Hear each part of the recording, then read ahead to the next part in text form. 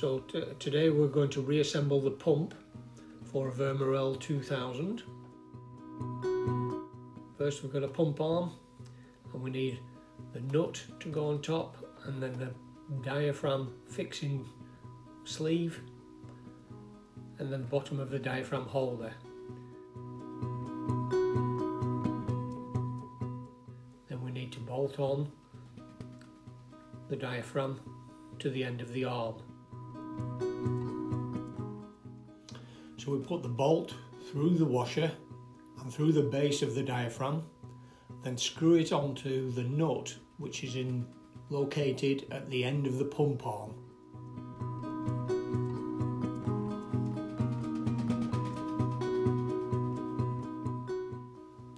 Tighten the bolt first with your fingers and then with a screwdriver, but turn the diaphragm from left to right and you will feel two notches in the end of the pump sleeve on the pump arm and in the diaphragm, and they need to line up.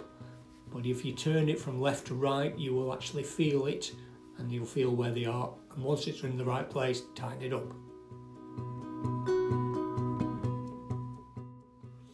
When the diaphragm's screwed on and tight, turn the diaphragm inside out over the top of the pump arm, and it will make fitting it together easier later.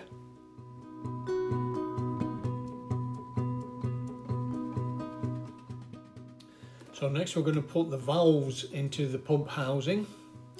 First of all, we do the inlet valve that takes the water from the tank into the pump, and then we do the outlet valve, which is shaped a little bit like Sputnik,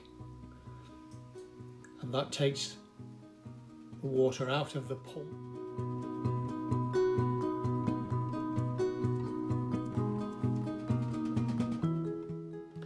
And then we're going to put the bearings in, making sure the tabs are pointing up.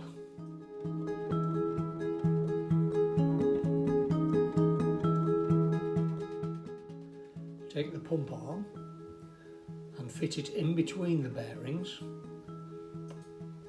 with the tabs pointing upwards and fitting into the notch in the pump arm as shown.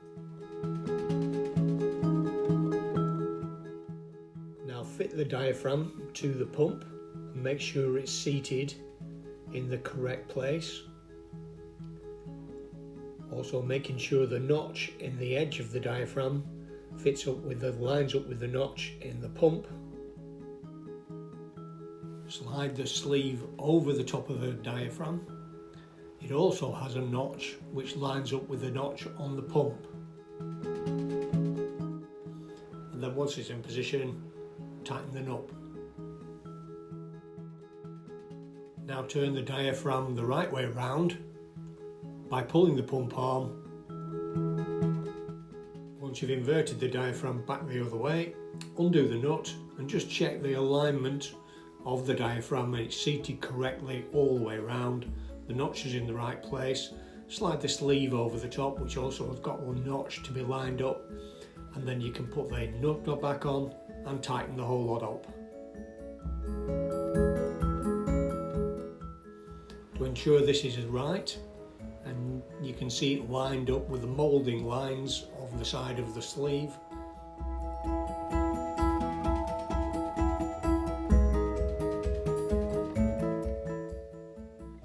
To fit the spring, put the hook through the round hole and back up through the oblong hole. Then use a pair of pliers to pull the spring and hook it over, and there should be a notch in the plastic where it goes.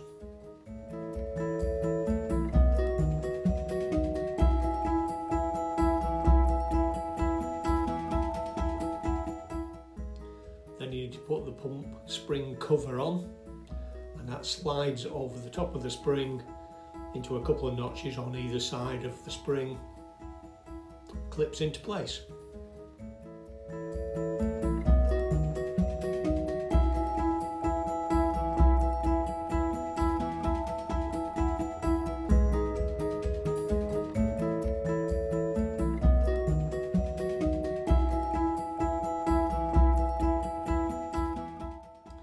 Insert the pointer into the pump. The tank holds it in position for the relief valve when we fit that later.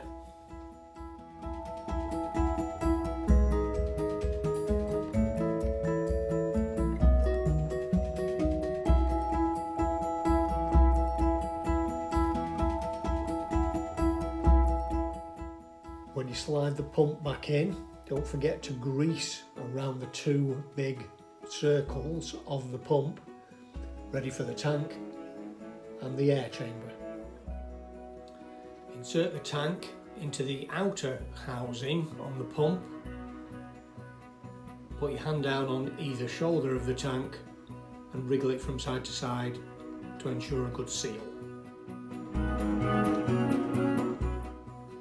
Now the tank is in place, put the tank screw it through the frame and screw it into the tank, tighten it up.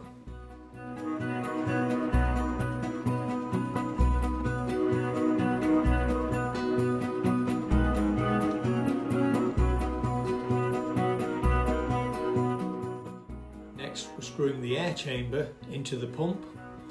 First check the O-ring, replace as necessary.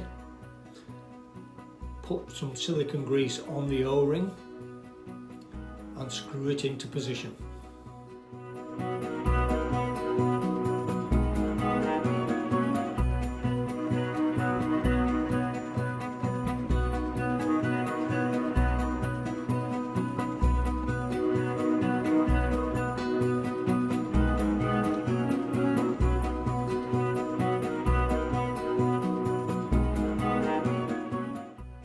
Now we need to fit the harness.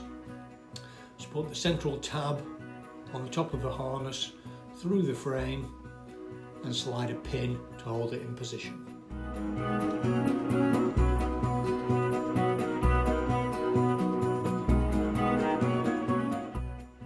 Next, fit the shoulder straps. Feed the end of the strap through the frame, back round and through the buckle.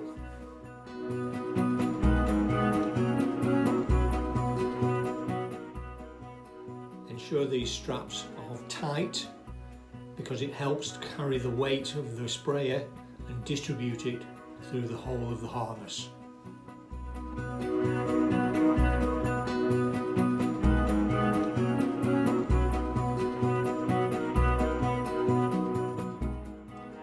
Now fitting the bottom part of the harness, put the loop, which will be near your hip, through the frame and then back round and through the other slot, and then fit a pin through it to hold it in place.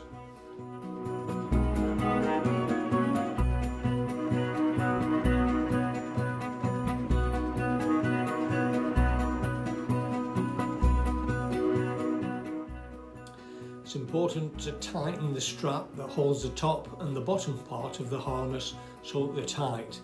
This effectively gives you 5 points on the frame where the harness fits, makes it a lot stronger. Now we're going to fit the hose. First, put the needle valve into the pump, spring in first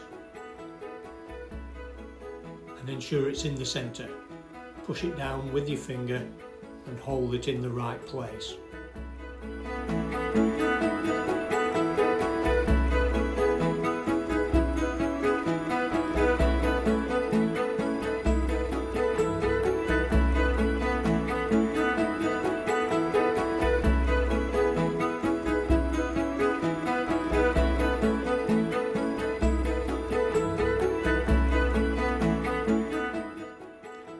Fit the end of the hose to the pump. The needle valve needs to go in the centre of the relief valve, which is the yellow knurled nut on the end of the hose. Screw it up as tight as you can with your fingers, no pliers, just with your fingers.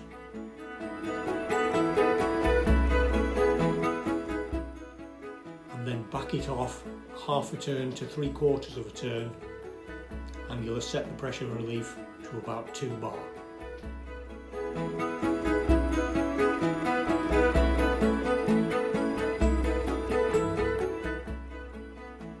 undo the end of the trigger to reveal the trigger filter.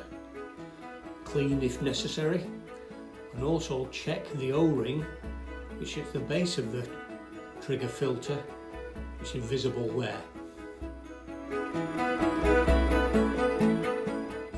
Don't over tighten this. If you crush the O-ring, it will leak.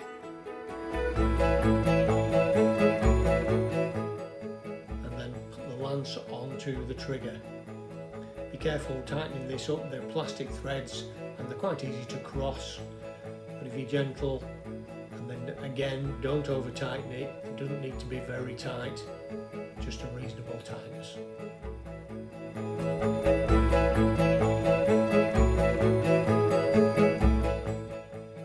Now we put the operating lever in. First of all, the operating lever sleeve, insert into either side of the sprayer, and undo the cap on the end.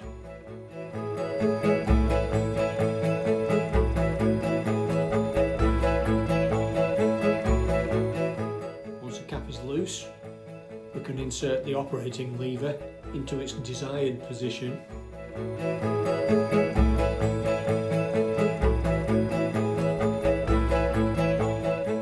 And tighten the sleeve so that it doesn't work its way out.